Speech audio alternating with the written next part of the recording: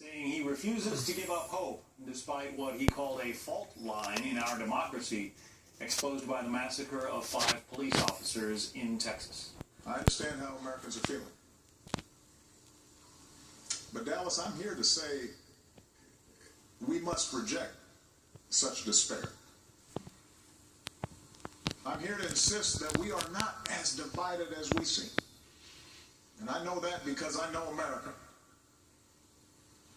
I know how far we've come against impossible odds. Let's bring in Jason Riley. He's a senior fellow at the Manhattan Institute, a Fox News contributor and author of Please Stop Helping Us, How Liberals Make It Harder for Blacks to Succeed. Jason, welcome. Thank you for having me. What did you think of the speech? I think we've heard it all before, John. The president seems to want to have it both ways. He wants to, on the one hand, explain to the country that this anti-cop violence is inexcusable, and he's right about that, how difficult a job they have. We heard that after Ferguson, we heard that after the Baltimore riots and so forth. But then he pivots, and he winks at the Black Lives Matter movement, whose rhetoric, irresponsible rhetoric, I think, has created an environment that led to what happened in Dallas. The president wants to have it both ways. He wants to indulge this blatantly false narrative that there's some epidemic in this country of racist cops hunting black men, and that is just simply untrue. The police chief of Dallas said, for instance, when 75% of black kids are raised in single-parent households, you're going to run into authority problems. We are scapegoating cops. The Black Lives Matter movement is scapegoating cops for all kinds of antisocial behavior and pathology going on in our inner-city ghettos, and it's not helping these black communities to the extent that they end up with less effective policing. These are the communities that need it the most. This rhetoric, this irresponsible rhetoric, is not helping. My colleague, Heather McDonald, at the Manhattan Institute, had a fascinating op-ed in today's Wall Street Journal, noting that there have been around 2,100 shootings in Chicago this year already.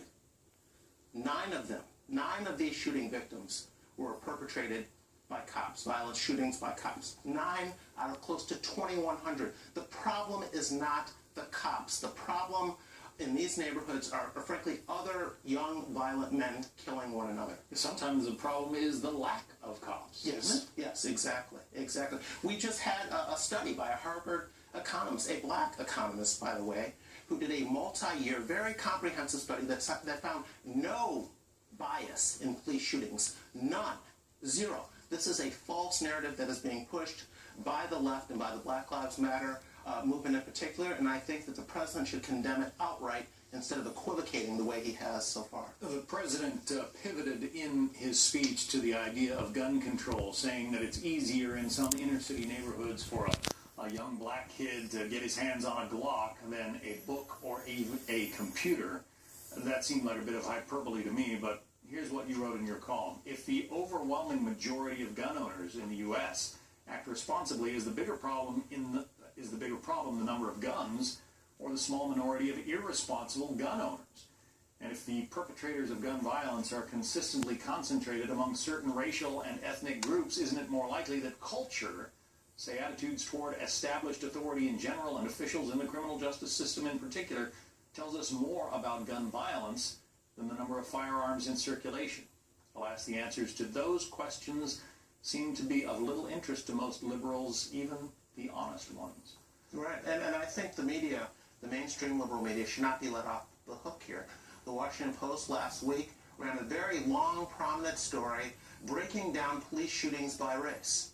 But nowhere did it break down criminal acts by race. You cannot talk about one without talking about the other. If you do that, you're pushing political propaganda. You're pushing an agenda. You're not trying to get to the root of the problem. The police are responding to behavior, and certain behaviors have been concentrated among certain groups. And that is not something the left wants to talk about. They don't want to talk honestly about crime because they're worried about the black vote and the response that talking about crime could have on the black vote. The title of your book, Please Stop Helping Us, you suggest that some of these problems can be laid at the feet of government spending and other programs that have been designed to lift people out of poverty. Oh, sure. There are all kinds of, the president had that glib line, as you mentioned, about Glocks versus books. Okay, let's go there, Mr. President. We have school models in this country that will get low-income blacks into better schools. You're trying to shut down, however, voucher programs in Washington, D.C., and Louisiana and other places. We have models, school models that would work.